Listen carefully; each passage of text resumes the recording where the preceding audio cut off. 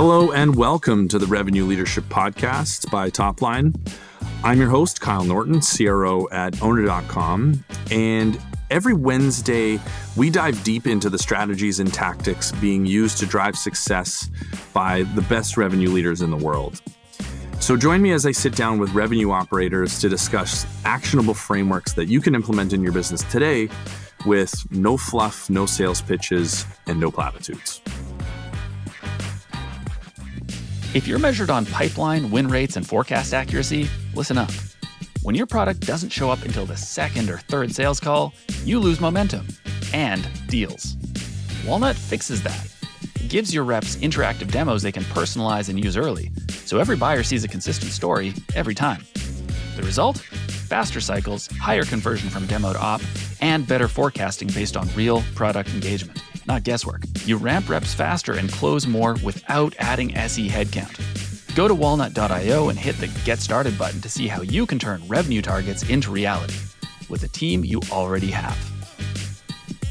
Today's guest is Everett Berry, who's the head of GTM Engineering at Clay. Everett joined us a couple months ago on a very well-received episode, and so we are doing a slightly different conversation today.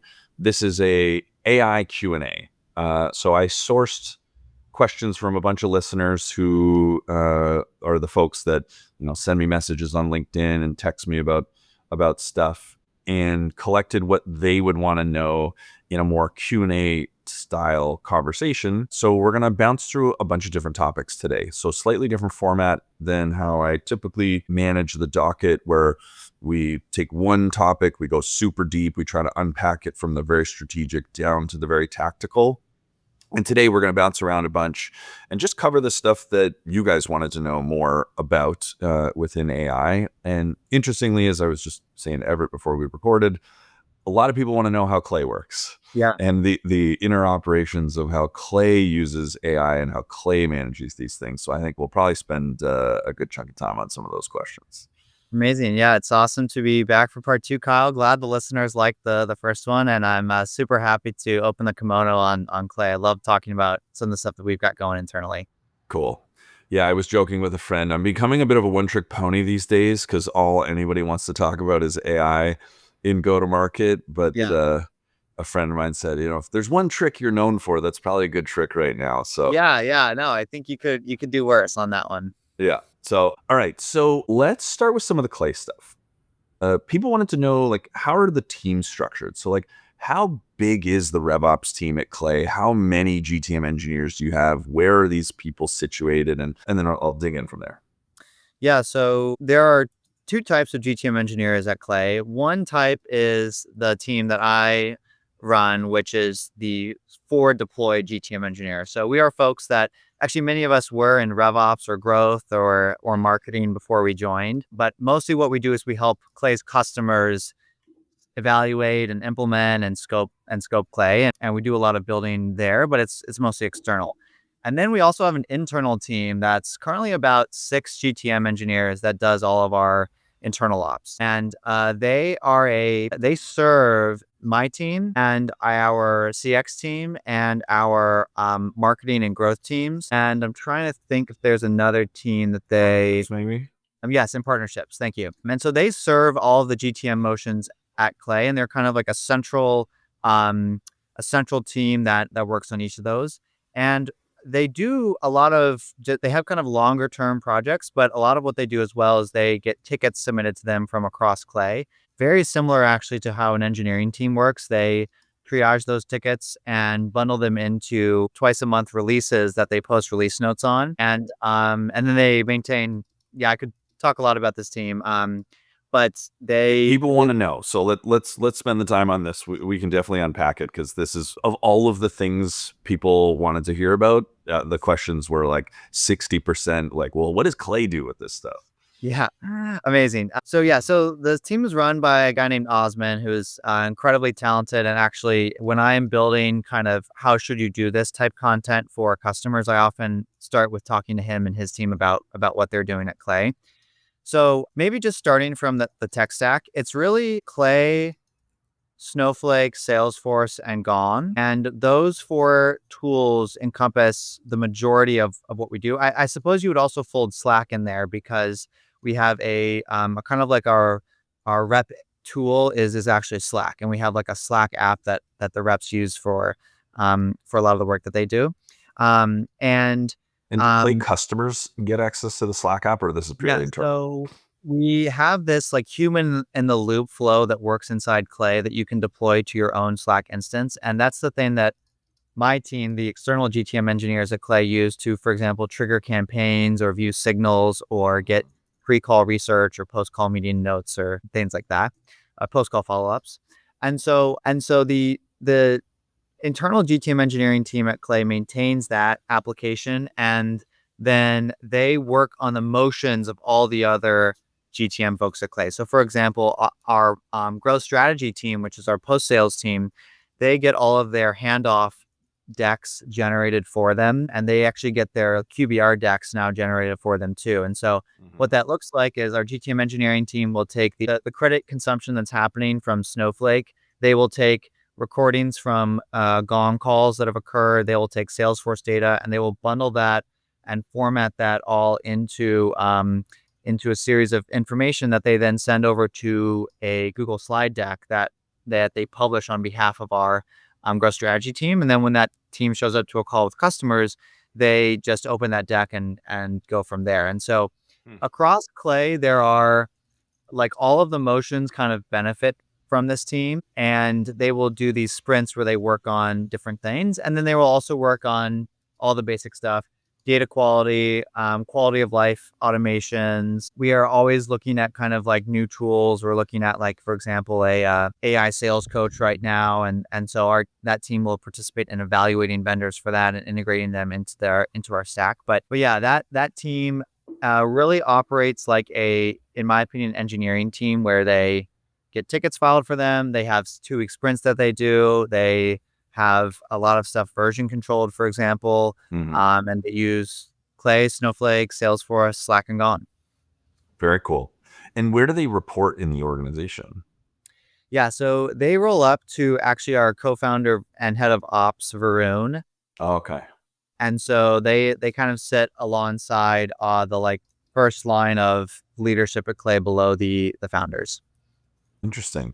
And so they sit side by side to RevOps. And so this team does a lot of what many RevOps orgs do. How do those two teams interact? Yeah, RevOps at Clay actually sits halfway in that team and halfway in finance. And so the finance function at Clay actually does a lot of the forecasting and sort of like, obviously the overall company forecasting, but also the forecasting down to the kind of like quarter over quarter sales side. And they also kind of they work with the GTM engineering team to set pipeline numbers and to kind of like set targets across that. And then the responsibility for something like a pipeline target is shared by the growth team, the marketing team, by GTM engineers, and then is like sort of like facilitated by our internal GTM engineering team. So it's a little bit of like a matrix structure, but anything that has to do with kind of like systems or aligning the numbers or so forth, that kind of is shared between our internal GTM engineering team and finance.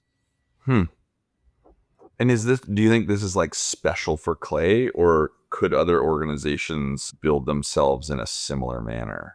I think the one thing that is not special to Clay, but more unique is Clay as a business is almost nearly 50-50 self-serve and sales led. And so what that means is that obviously when you have a large self-serve business, it's really like pure automation that is kind of driving that. And so the internal GTM engineering team owns the automation and plays that we run for that. And a lot of those plays actually are things that impact our ability to kind of sell into our self-serve funnel from the sales-led side. And so I do think like if your organization is mostly sales-led or mostly self-serve, you actually probably would have a little bit of a different structure. It just so happens that, some team somewhere has to kind of do the work of unifying what for the sales side is like top of funnel activity. And a lot of that activity actually happens within our self-serve our self-serve customer base. And so it's not perfect right now. Actually, a major initiative at Clay is to kind of more tightly unify from the self-serve business into the sales-led business and have more of a progression that happens there.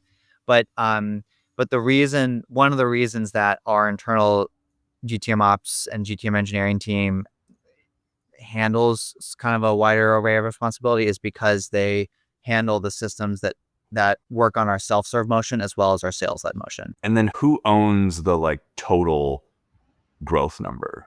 Like, how do you, because a lot of companies struggle with when there's a self-serve number that's oftentimes owned by a product growth team and a sales number owned by sales.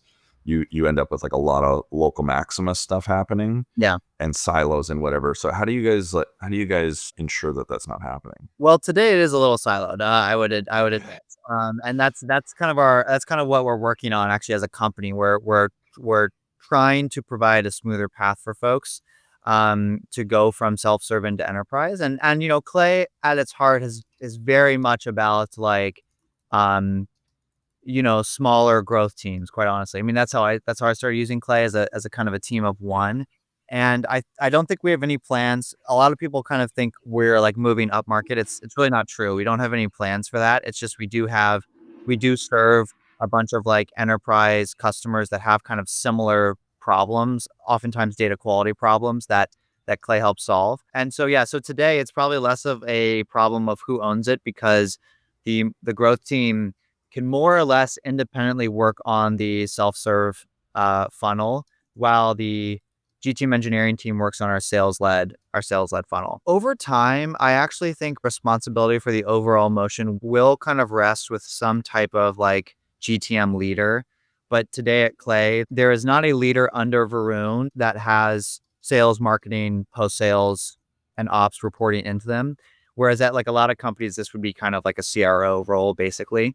And so that structure is probably in Clay's future. It's somewhat above my pay grade to like make that, make that call. But, for Clay, we're somewhere around 100 million in revenue. And so, as we get into probably a couple 100 million, that's tends to be, at least from my observation, when more of like a CRO type figure kind of becomes involved. I could also see Clay following the like multiple CRO motion, which some companies have. Stripe is probably the most notable company that has a bunch of CROs, and then they report to the main CRO. Yeah. But yeah, I think it's very dynamic. It kind of depends on how fast we are able to get to a place that we're happy with, where the self-serve motion of Clay kind of like feeds the sales-led motion to a greater degree. And right now, that's probably like a major priority at the company. So anyone selling into Clay that is like enriching podcast transcripts, that's like a major initiative. There you go.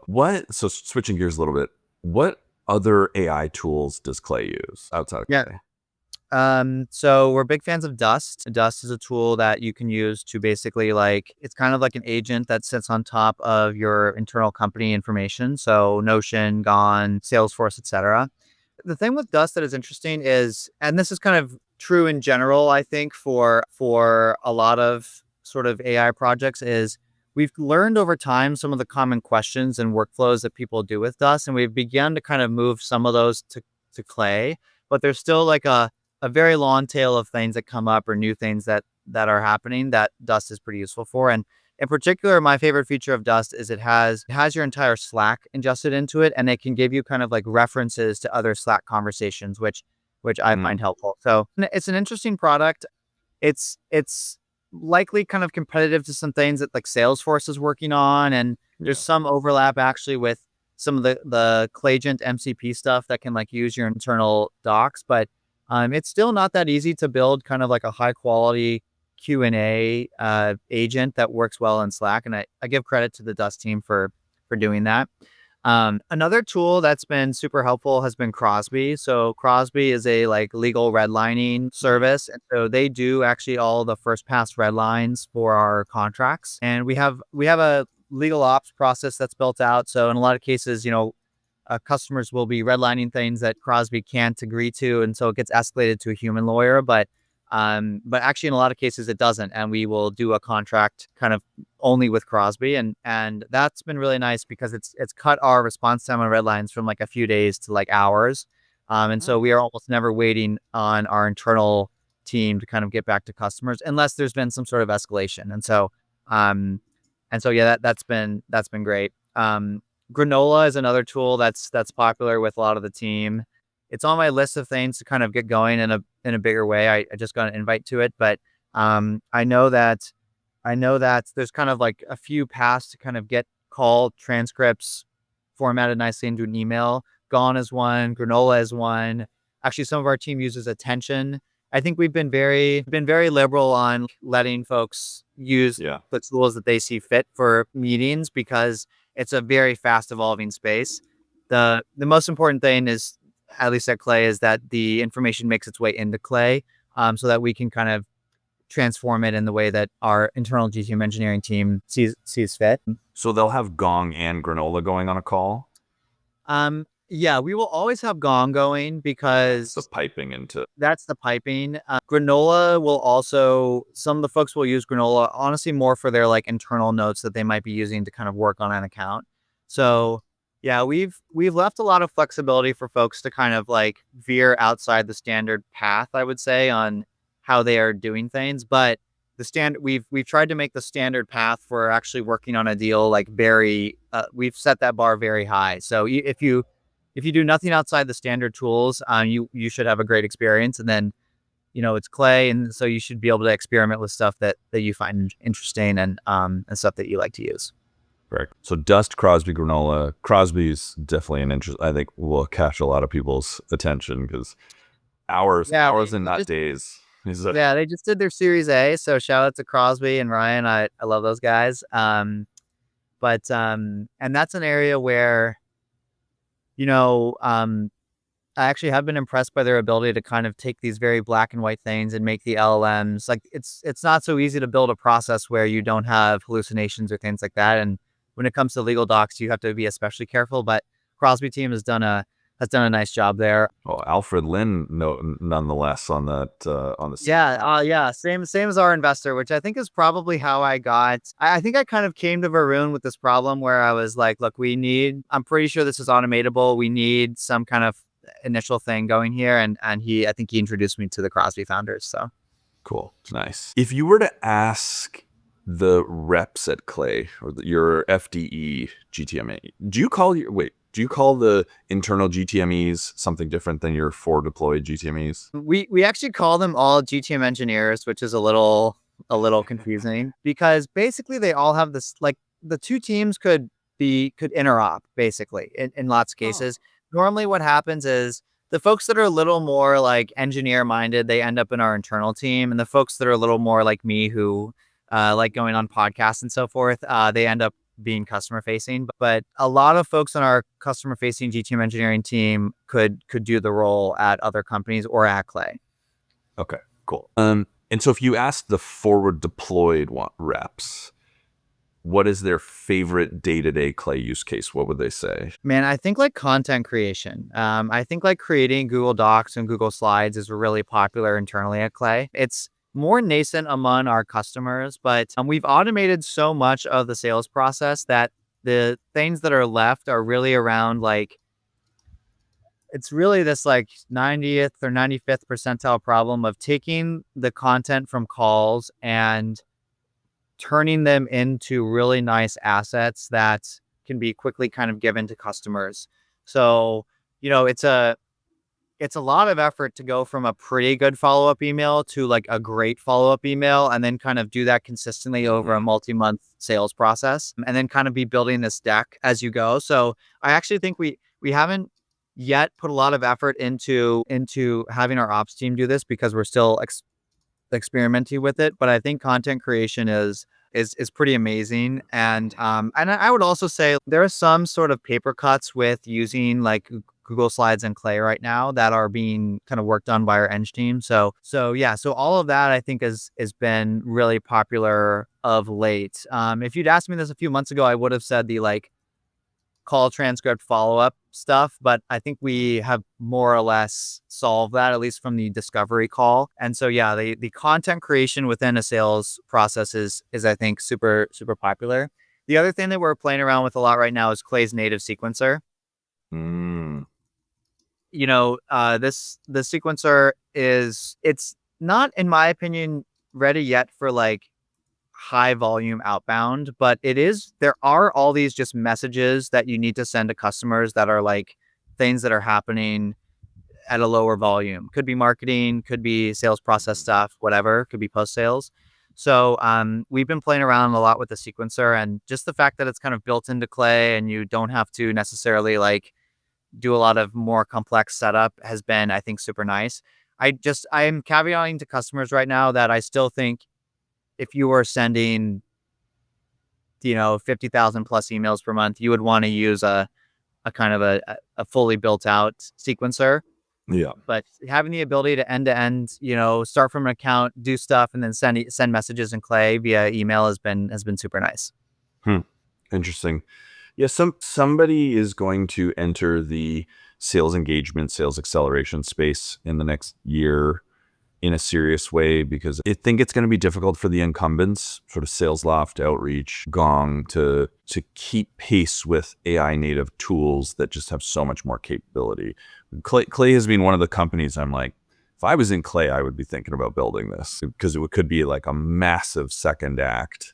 And in general, like the advice I give to people when they're thinking about AI tooling is like, no new surfaces. Don't give people a new surface, because they already have, SalesLoft and Slack and Salesforce and their email, and you might have them in Gong. Like that, there's already too many panes of glass. But I think like Clay could be one of the few companies where you could make the argument that they have like a legitimate shot at being a pane of glass, because you could consolidate your call recorder tool plus the sales engagement tool. I think you're always going to live a little bit in Salesforce, but it's interesting to hear that you're working on that. Yeah. I think that's like a natural product extension. Yeah, like everything in Clay, the native sequencer is really meant for ops teams at the moment. But I actually have some thoughts on rep tools that I am kind of well, TBD. There's like more Yeah, okay. more to come on this, but I actually like on what's currently available. I would give Gone some credit here. The new API they have for Gone Engage is really nice. It's the first sequencer that allows you to actually customize every message and subject of a multi-step sequence with one API call. So what you have to do in like Outreach and SalesLoft and other sequencers today is you have to create these variables that you then like inject into these message templates. And that's actually not necessary with Gone's new Engage API. You can create a multi-step cadence in Gone Engage, and then you can kind of create a custom sequence per contact, which for the GTM engineers listening to this might appreciate that is like a new capability. And we've actually been doing this a lot for customers, because Gone Engage is something that customers are, when people think of vendor consolidation, like sequencer, call recorder, forecasting, and there's kind of a whole set of tools that compete there. But yeah, credit where credit's due. Gone Engage API is super nice, and I've really enjoyed kind of working with their team on that. And actually, we use that API at Clay, so we do we do messaging through Gone Engage for a number of use cases, and we've switched over to that API, which is available in Clay as an action, and it's super nice. So actually, I think what I am excited for is I think a tool like Gone or some of these other tools could themselves just present a super nice interface that is kind of like easy to orchestrate from something like Clay or some agent that sits in the background. And that I think is like a nice feature. That said, I still am finding a lot of teams that are kind of building custom rep interfaces and custom tooling. And I think the thing is it's getting even easier to do that actually with some of the like Lovable-esque tools that are out there. So Yeah. So this is another space where there's quite a lot of dynamism, I think, and it's a great space to build in as well. I don't think anyone has really solved the kind of like interface of the future. Rocks is a tool that I think is pretty interesting on this, Yeah. and they work well with Clay as well. Actually, we just announced that recently. So Yeah, I'm really excited for this space. It's pretty clear that kind of it's clear to me that the world of reps using a lot of like very purpose-built tools across multiple Chrome tabs is going away. And there will be this kind of single pane of glass thing, which I think will be some type of software that is like very easily orchestrated by agents or by Clay or in the background. And a lot of what the reps of the future are going to see in that interface are going to be things that are like designed for them, very custom by internal ops teams. So yeah, we'll see how this develops. I think this is like one of the great areas to be building in right now. I totally agree with you.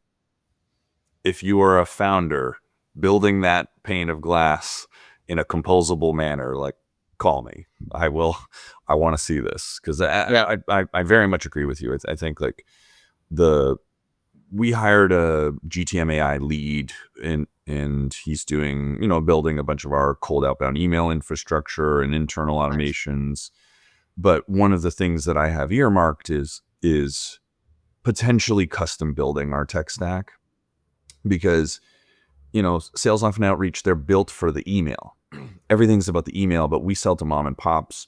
Everybody in vertical SaaS, anybody selling into like true blue collar SMB, like, you're doing work over the phone. It's not email as the core body of work. And there isn't today a tool that's built for that.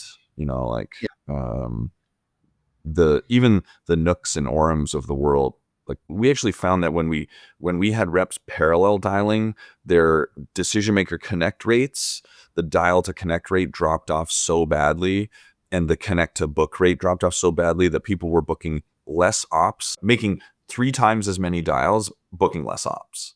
Yeah, that's interesting. Yeah, that could be like a telephony infrastructure thing, honestly, because they kind of allocate phone numbers and so forth. Whereas if you dial from the mobile that you use to call mom, it's yeah, exactly. It's actually very similar, as to my understanding, to like mail spam prevention system. Yeah. The other thing that I'm excited here for is I see kind of teams going international earlier, and a lot of selling, and this is very nascent, but I've got my eye on a few tools which make things like WhatsApp selling or WeChat selling easier. And you can imagine how that's a very interesting channel for some of these companies that are able to kind of go international very quickly, especially if you have tools that'll help you kind of translate messaging and do things like that. So yeah, for founders building, I actually am very excited about the kind of like DM space.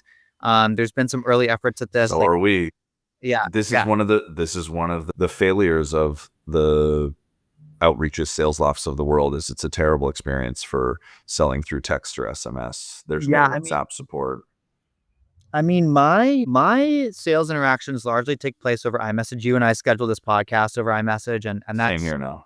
And that's really, I think, at the executive level in North America, that's really what's happening. And our sales process is designed to actually find the executive buyer and get their phone number, so that not the GTME necessarily, but like myself or Varun or Becca can kind of text them. But yeah, that is an entirely manual situation right now. I mean, it's kind of helped by Clay, but at the end of the day, I've got iMessage on my computer, and I'm like adding a contact and like copying in a phone number, and you have to imagine that all nothing's those in Salesforce through those channels. Right, and it's not synced to Salesforce. Same thing with Slack. Actually, Slack DMs. I did one of our largest deals this year. I did entirely over Slack, actually, and that's not synced over. So which is hilarious because it's a Salesforce product. I mean, look, apparently Gone is adding. Well, maybe I shouldn't share too much, but I think I think Slack channels are a great spot for increased automation. And yeah, I mean, I'm glad this is kind of like a riffing podcast, Kyle, because I could take up like probably an hour talking about what could happen with DMs here. But I think like the thing that I feel is that there is a huge amount of open space, but there's not a ton of amazing product thinking, at least that I have encountered, happening around it. There's a company I love in the sales tech space. Yeah. There's a company I love called Scent.dm, which I think looks really awesome. It's like some infrastructure that I would actually be excited to add to Clay at some point for sending, for kind of doing business over WhatsApp and iMessage. And so I think like this whole area is super promising. And The other thing that's interesting about it is, there's all these restrictions. There's, it's if you kind of do it in a in a gray hat way to send messaging and use DMs, it's maybe not as good as if you're able to kind of officially be like an iMessage partner or a WhatsApp partner and do it the right way. And so it's the type of market where it feels like there's a lot of activation energy to kind of like do things the right way. But once you do that, you can have like a very nice position versus maybe other players, which are like installing some sort of iMessage, ghost VM on your machine or whatever. So anyway, We've been that's not down to this say those road. tools to say those tools won't work, but I have to think that like, no enterprise is necessarily going to roll out like, fake iMessage for their sales team. So yeah, I think it's a very, very interesting space to kind of work within. Yeah. I think this is the first time in like a decade where like a true new rep facing surface could emerge and win. I haven't Yeah. felt like that in a while. And, like I do a decent amount of venture and angel and advisory and whatever. And no one wants to invest in sales tech. Like Clay was such a exception from the norm because no one really wanted to do deals in sales tech because, SalesLoft got bought for whatever it was. And it's probably still worth like 40% of that today. Similar story with Gong and Outreach, like all those companies, they hit a ceiling, and the venture community, I think, felt aggrieved by, the challenge of building a true like decacorn scale business. But then people look at Clay and feel like it has a very legitimate shot at becoming like a super scale business. Like Meritech is like an investor's investor, and they signed off on like the market size. So Yeah. Yeah, that's what they told me. I'd never heard of Veritech before. And then I was you look deeper and you're like, oh, these guys are super legit. because they're quiet, they just shut up and make money as opposed to banging the drum. Yeah, they move quietly, which is kind of what you want in business. The thing with Clay is like, I do think a lot of sales tools are kind of built for a specific type of sale and type of market. And I'm not convinced Clay actually, it feels like Clay can work on the motions of a huge variety of different things. So for example, like Waste Management is a customer, and I was really excited about them because they are like way outside of our sort of ICP, Yeah. but actually it ended up being like a rock solid use case. And so, I've spent a lot of time, I spent my whole career in tech, and tech is kind of what I know, but I'm actually excited to kind of be breaking Clay out of that a little bit. And I think the flexibility can hopefully serve us there. But, we'll see. It's many of these previous companies, got off to a hot start too. And I totally agree with you. There's kind of like an escape philosophy that you're looking for that it's not so easy to hit. Yeah, for sure. Okay, changing gears a little. The question was, be honest, does AI mean far fewer sales reps in the future? I'm just not so convinced that it does. It feels like actually really good sales is probably one of the areas that AI might be last to fall or whatever, or I think it will actually just evolve quite a bit.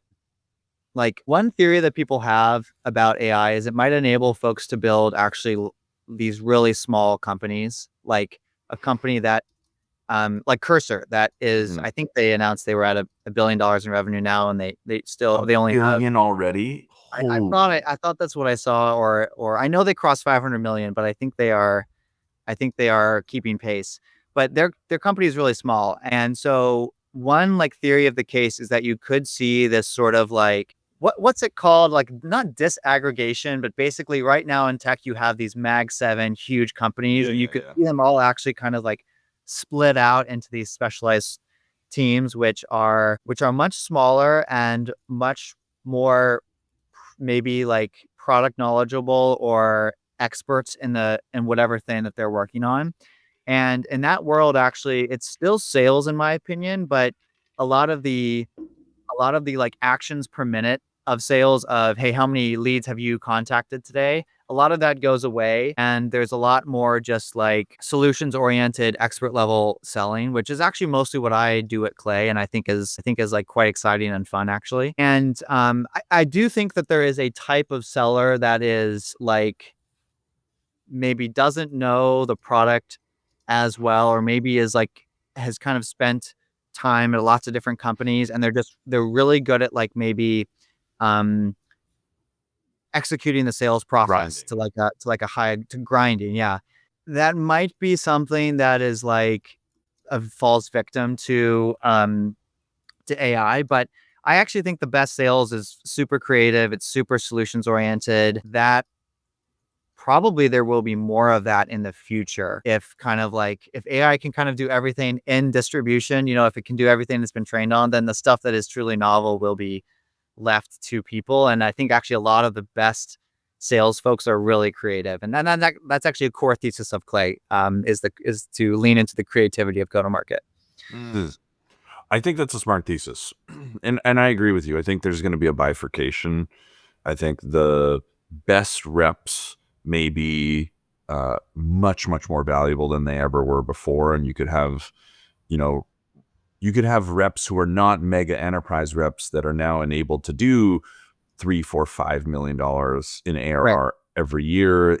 Right. And, the I think the price, the market rate for a really great rep, you could see rise. They're not going to capture all that value. The company will obviously capture some of it as well.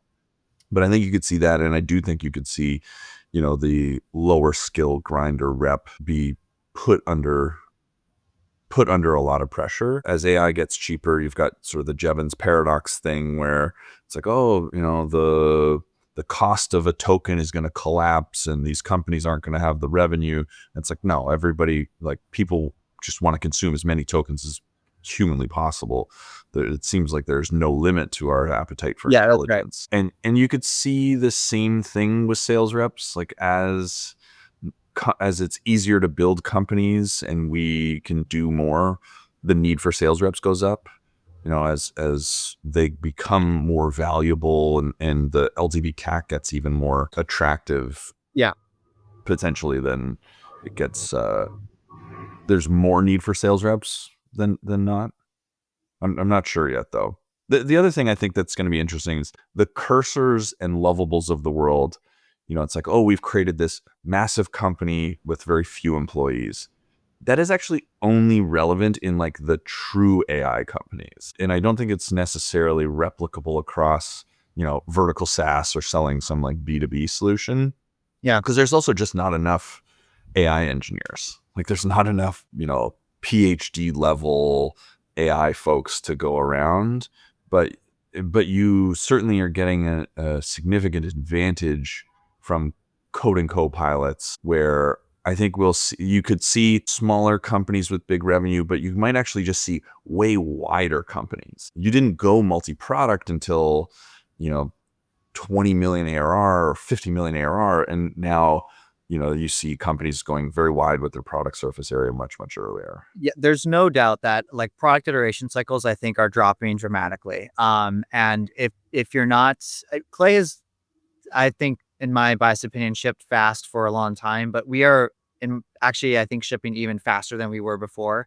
Adding features to a product, I think, is like it's almost becoming like a given. Like you can almost imagine sort of companies that are built to build just truly custom software for like all their customers, but the economics of it makes sense because they're able to build 10 times more features with the same number of engineers as they were before. And so, you could imagine this crazy thing happening where you just have companies where they do all the software for like one of their customers, like everything.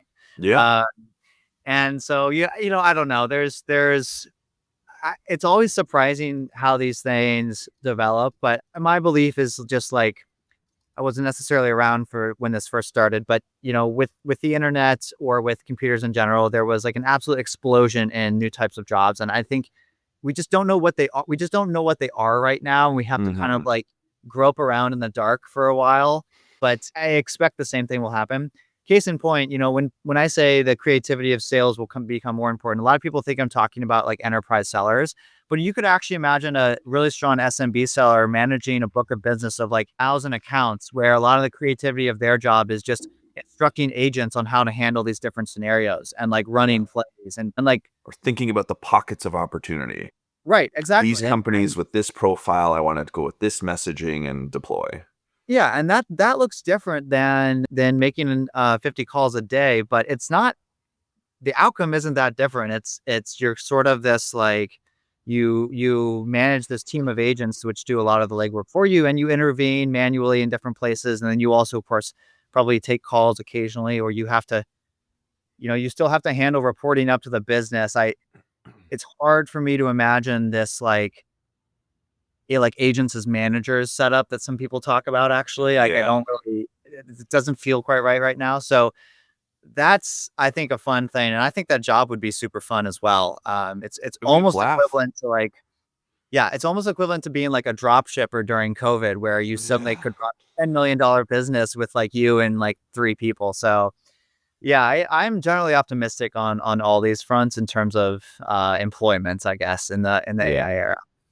I think I can't remember if you mentioned if you have kids or not, but I got a 3.5 and a 5.5-year-old. And one of the things that I think about, related to, because I think you can take this sales analogy that we're talking about here and apply it to like many different verticals and jobs and roles. And what all of these things require is just like so much more agency, so much more problem solving and creativity.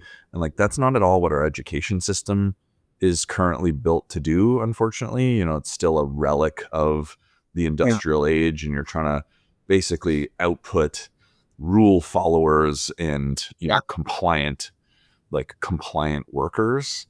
But I think where AI is going in a very macro sense is putting so much more capability and power into people's hands. And so we need high agency, creative, solutions oriented people. Our kids are in Montessori for that reason, because it's all about, following their interest and their creativity. And I'm like, I don't think we're ever going to put them in like the normal school system. Like, will people go to university?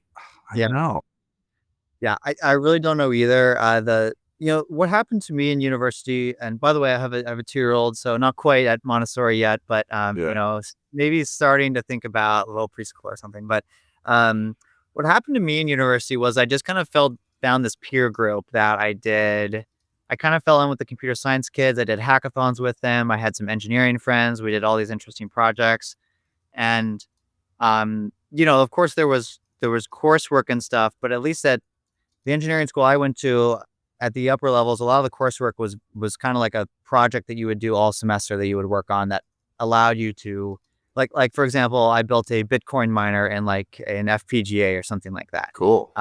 And we like mined like one Bitcoin. And I don't think we mined an actual Bitcoin, but we did like some step of it or whatever, right? Yeah. So, um, and so if you extract that from like the college experience, I think that's probably the ideal. And I think that I'm really encouraged by some of the experiments that they're doing around schooling, particularly in Texas. I think there's a lot of interesting stuff going on.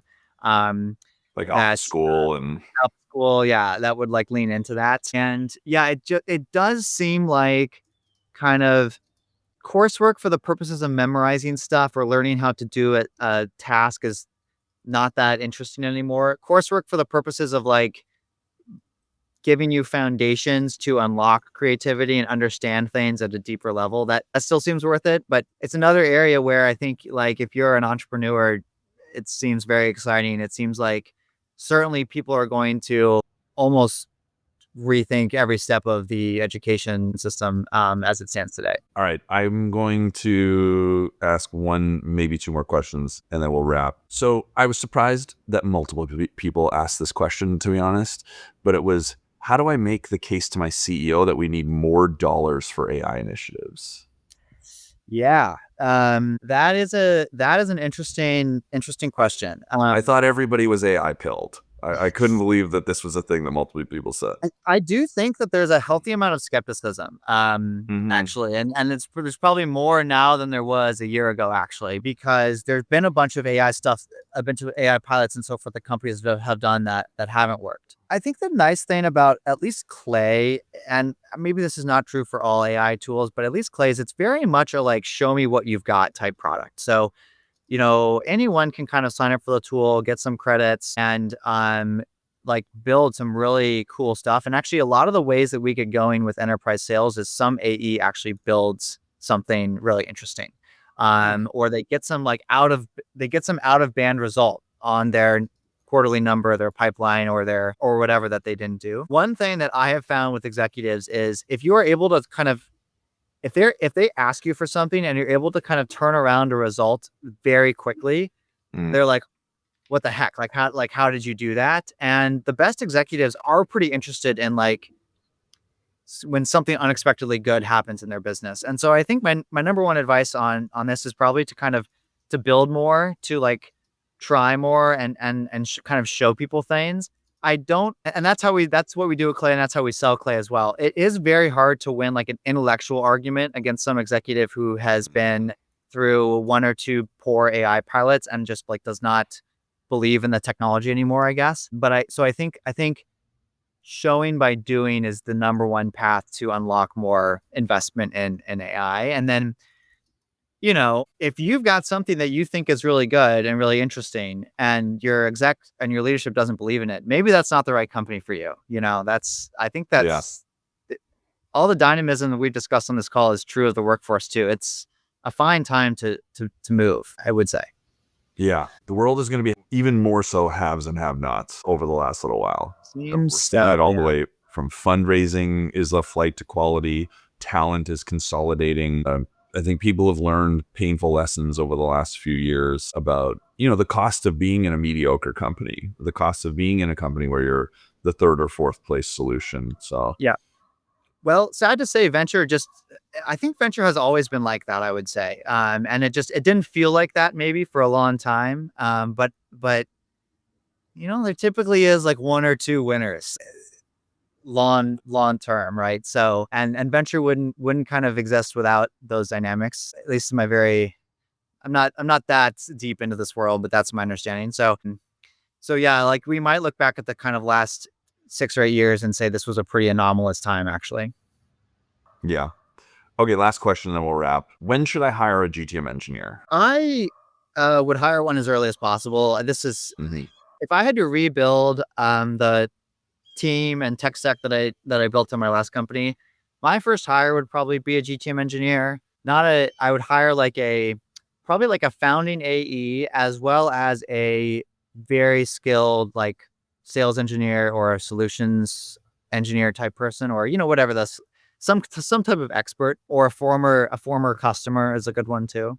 And then I would hire like a Clay agency or some type of outbound agency. And that team, I think, could probably do a lot of damage in terms of helping you find like the first couple things that are working. And then you can just kind of invest in whatever areas are sort of working. I will say the very first task I would set the GTM engineer to is building the golden list, which is a list of accounts where if you got a magical intro to any of those accounts, you'd be super happy. And all the accounts have the right people on them and they're all up to date, and you can explain why those accounts are that way and so forth. I actually think not enough companies have this. And it's something that if you don't have it at the beginning, it makes it even more painful as you start needing to do territory carves or whatever, that you don't kind of know how to structure your markets, so to speak. So, but yeah, I would hire one as early as possible. And I think the iterative nature of GTM engineering is actually maybe most useful when you can do different things every day at the very beginning. So it's obviously useful later, but you've just got a lot more inertia typically and like tech debt to kind of engineer around versus earlier when you can just kind of do things. So yeah, I would hire one as early as possible. Cool. All right. I'm not surprised by that answer, but I think I would have to agree that if I was going to do it all from scratch today, that's a pretty savvy approach.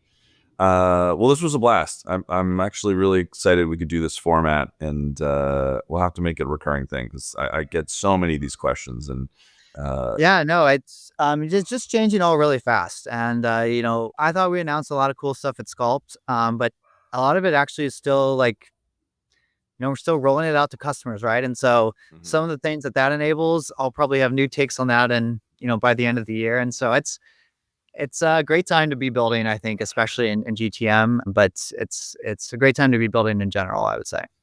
Cool. All right. Thanks again for joining, Everett. For sure. Thank you for listening to the Revenue Leadership Podcast. If you enjoyed it, don't forget to subscribe, and you can find a link in the show notes. And be sure to leave a 5-star review, share it with your network, and please join me next Wednesday for another great conversation.